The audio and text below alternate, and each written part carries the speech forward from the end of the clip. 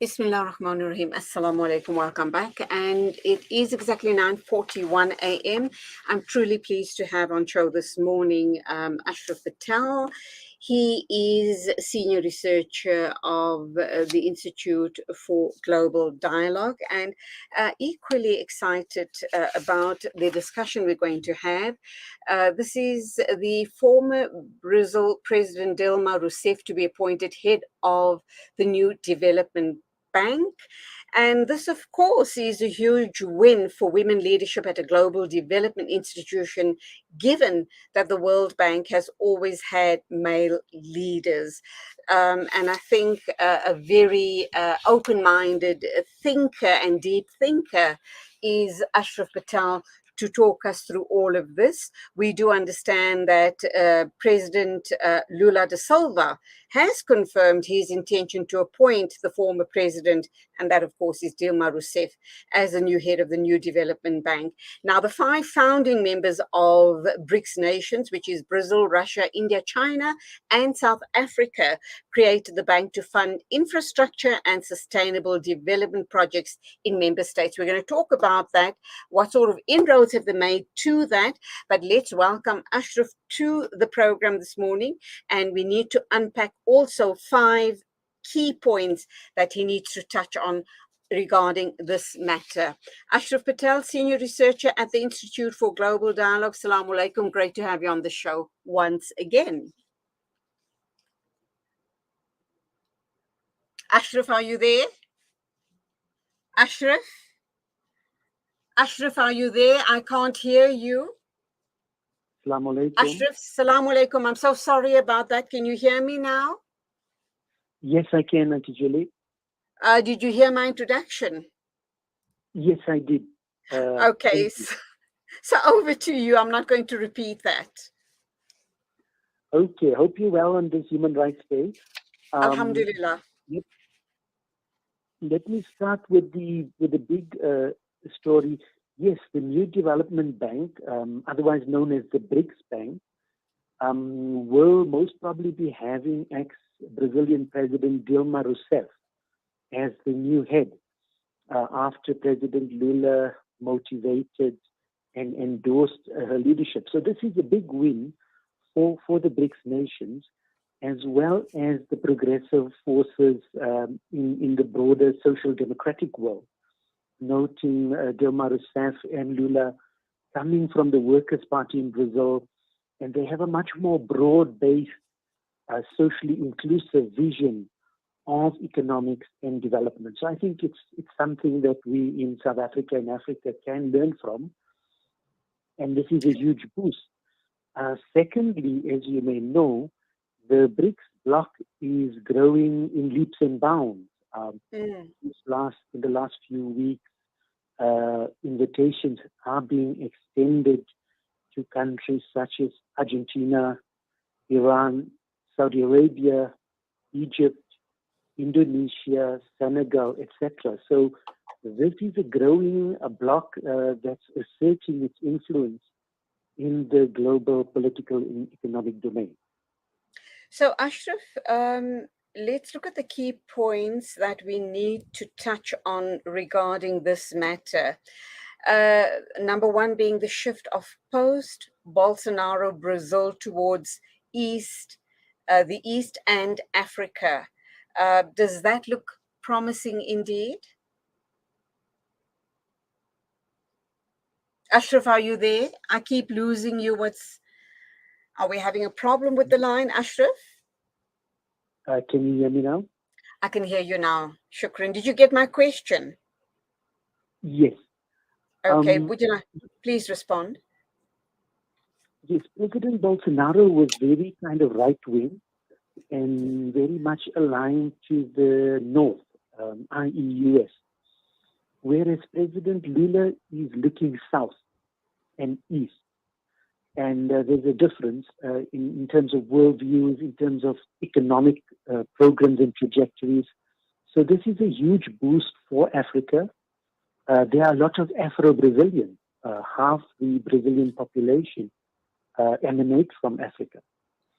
And President Lula is good friends with South Africa because he himself is a trade unionist, and he understands the national liberation discourses, etc. So yes, I see this as a important shift in ensuring a better world in terms of fair trade, in terms of new models around climate change, in terms of gender, in terms of developmental infrastructure programs that is not like the World Bank, which has been very exploitative over the decades. So we're looking at the construction of a new kind of order that is more inclusive, that incorporates the masses of humanity, and that is really something that's civilizational, meaning that it's out of the colonial context. And I think that's important for countries like South Africa to really appreciate what we have. And unfortunately, South Africa under the Ramaphosa administration has looked north. And he's always attended G7 meetings over the years with no impact and no results. Therefore, we have this systemic economic and energy crisis in South Africa today. Okay, just to touch on Bolsonaro, and I digress a bit here, but he has been making noises about, contesting the elections when they come around again. He reminds me a lot. It's almost like he emulates Donald Trump. He hero worships Donald Trump and emulates all of Trump's rantings and ravings in the past. Your thoughts? Do you think he's done and dusted and we're not going to hear from him anymore? Or, do we take those mumblings seriously?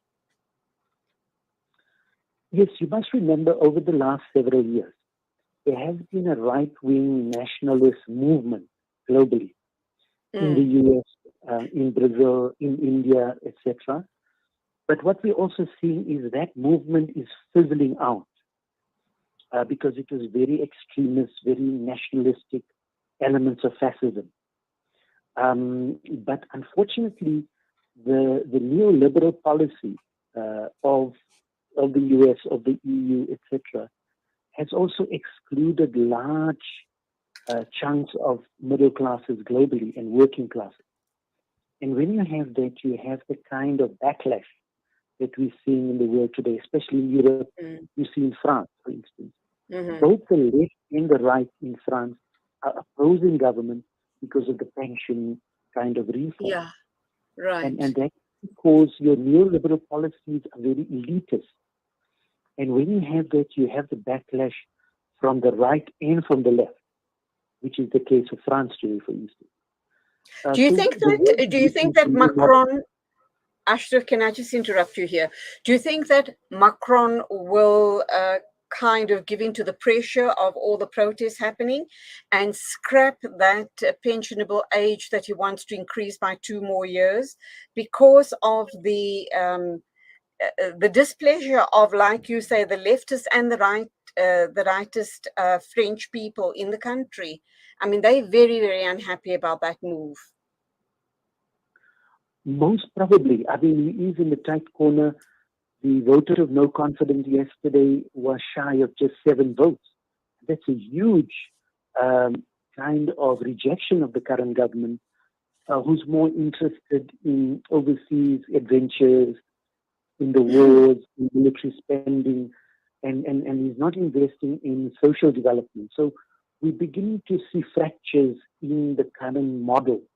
And I think in there, it's a dangerous moment because you can have right-wing resurgence, or you can have more socially inclusive kind of social democratic broad base. And these are the two forces that are going to contest because the elites have failed and failed dismally. And South Africa is a classical case. The reason you have the rising ups and the protests is the current government has been elitist, disconnected, completely disconnected from society. And I think when you have that, spaces open up for all kinds of movements to emerge. So you then do agree that South Africa, coming from France, we started in Brazil, we've touched on France, I'm coming to South Africa, and we'll go back to Brazil. South Africa seems to have been losing big time, or has lost big time on the development agenda. And it's exactly what you've outlined now. For those very reasons, we in the situation that we find ourselves in now.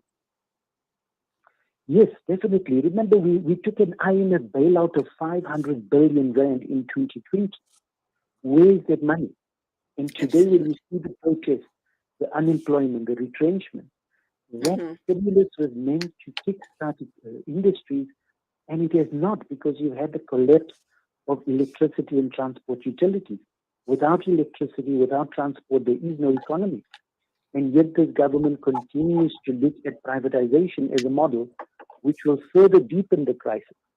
So we have a clueless president. I must say, honestly, since democracy, we have the most ineffective president in the history of South Africa. To be honest, looking purely from the economic development point of view. Yes, I share your views, Ashraf. I share your views. Let's move back to Brazil. Human rights are important, but socio-economic rights are just as important. Absolutely, absolutely. Okay, and on this Human Rights Day of all times to be talking about this, perhaps it is well timed anyway. The potential, back to Brazil, and the potential for substantial reforms of the WTO, etc. Definitely, with the BRICS nations and now with a new development bank, potentially a new currency that BRICS nations are looking at, is going to create a new alternative order that's inclusive. And that's important. And reforms at the World Trade Organization are vital, especially in agriculture, trade, industrial goods, intellectual property. These are the pillars of global trade. And currently it favors mainly the North and a few established industrialized countries. We need to open up that model. And within BRICS, we have very progressive policies around trade, around intellectual property, around industrialization, around agriculture. And I think it's a huge boost. Dilma Rouseff, President Lula have shown leadership over the years to open up that system and to get better trade deals for South Africa. And I think it's something to celebrate, having a woman leading a leading multilateral institution. It's the very first time we've had a woman leader of a global multilateral development bank. Every president of the World Bank has been a male and from the US. Now, this is a game changer, and South Africa, being a member of BRICS, can learn from and become much more humble, because we know more the leading economy of Africa as we were many years ago. There are many countries in Africa that is showing better potential, like Egypt, Nigeria, Kenya, Rwanda. These nations are doing better than South Africa. Absolutely. So we don't need leadership. We are clueless as a country, and that's why we're in the systemic crisis. Ashraf, what better time to ask this question than today being Human Rights Day? And let's look at the issue of slavery, reparations, discussions at the United Nations. We understand this has been, there's this increase of Afro-Brazilian cooperation. What more can you tell us about that? Yes, definitely, Auntie Julie. Brazil and President Lula has championed the issue of reparations at the UN. It was stopped under the Bolsonaro administration, but he is going to take it up in this administration in a big way. Reparations for slavery is recognized by the UN. The institutional mechanisms were being set up, but then there was a right-wing shift.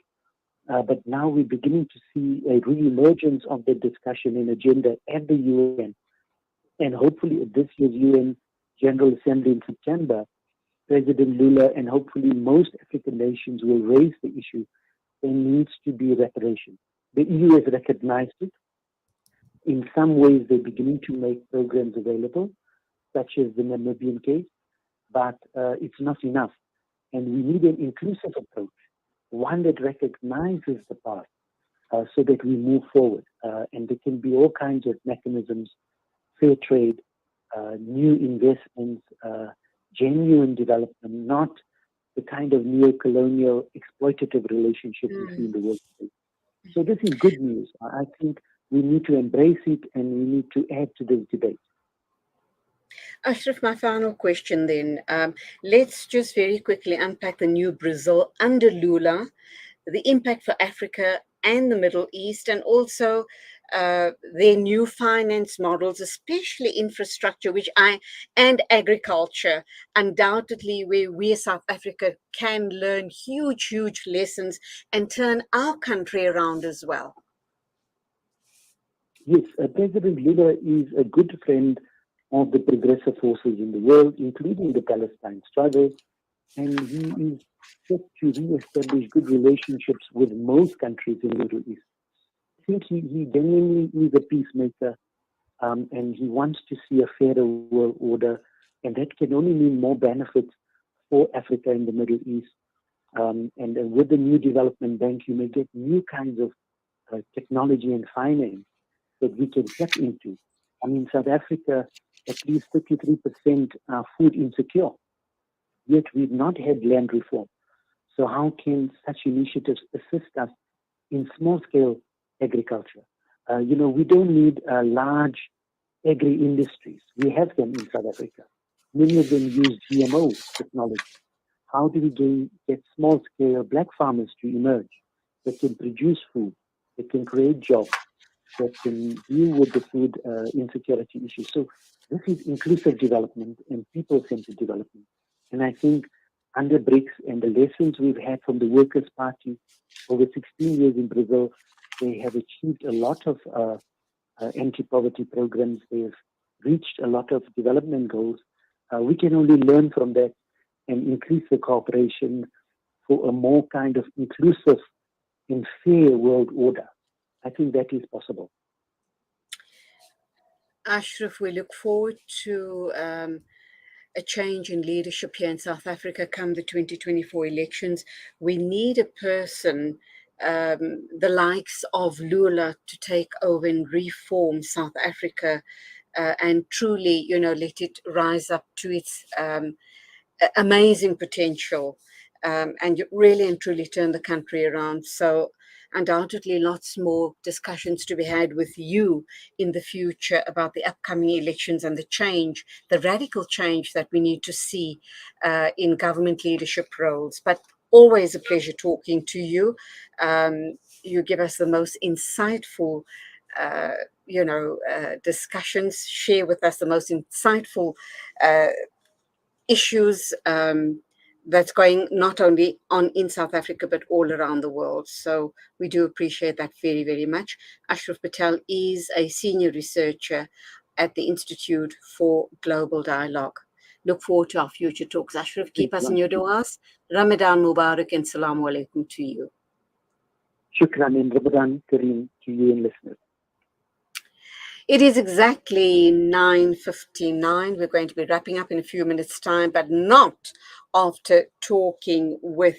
before talking with a Durban community member about the Halim program, or the free Halim distribution during the month of Ramadan. We'll be talking with the anonymous brother in a minute or two, inshallah.